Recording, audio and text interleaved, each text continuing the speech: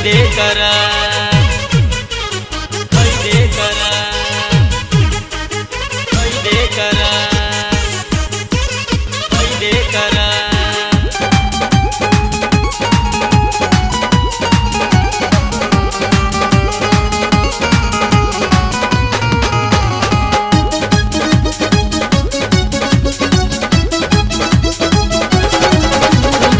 सुनिए जीजाजी पूरा करी इच्छा असो दशहरा में छोड़ब ना पीछा। सुनिए जीजाजी पूरा करी इच्छा असो दशहरा में छोड़ब ना पीछा।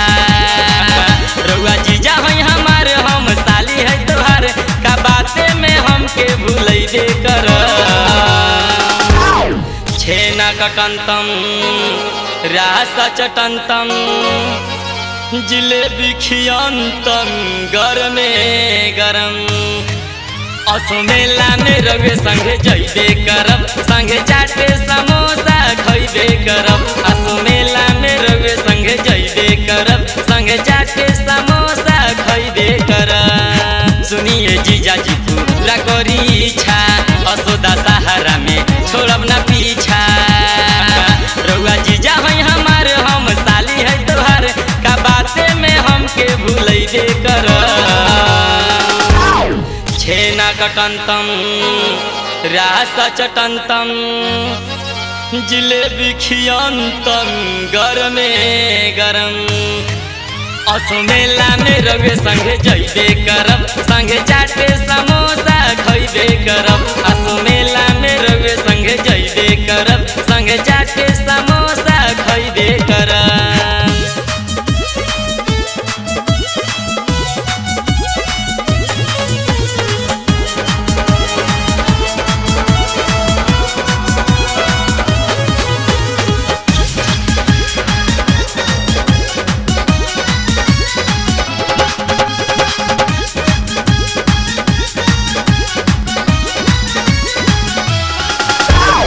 मेला में जीजाजी चली ना घूमे माई के गीतिया पे सब लोग झूमे।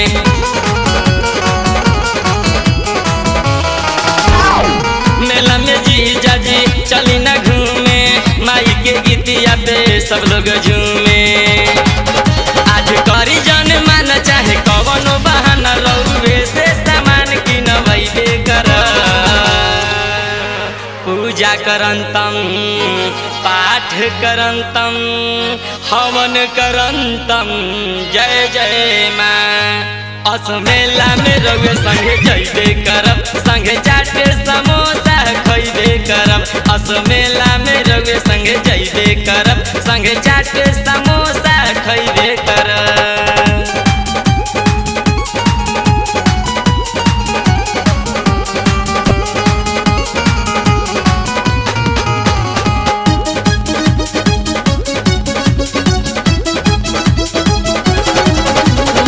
दीदी भी जई है जीजा रउए ही साथ जी मेला में राउर हम छोड़ब ना हाथ जी।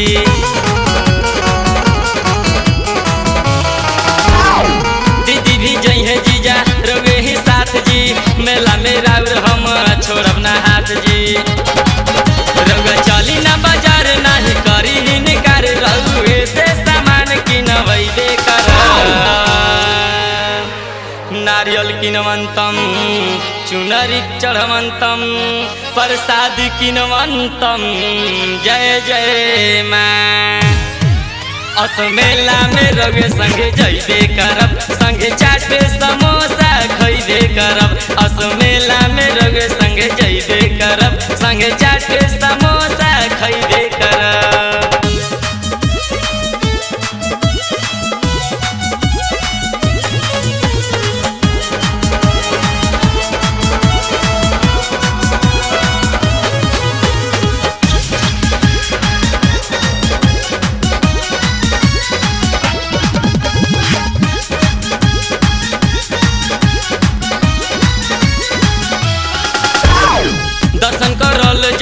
संगे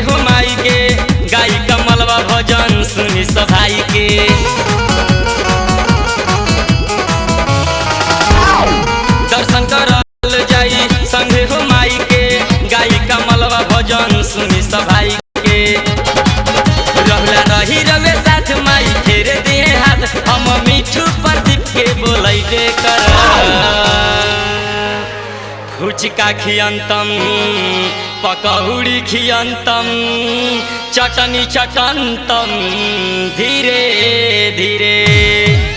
असो मेला में रवे संगे जइबे करब, संगे चाट के समोसा खइबे करब। असो मेला में रवे संगे जइबे करब, संगे चाट के समोसा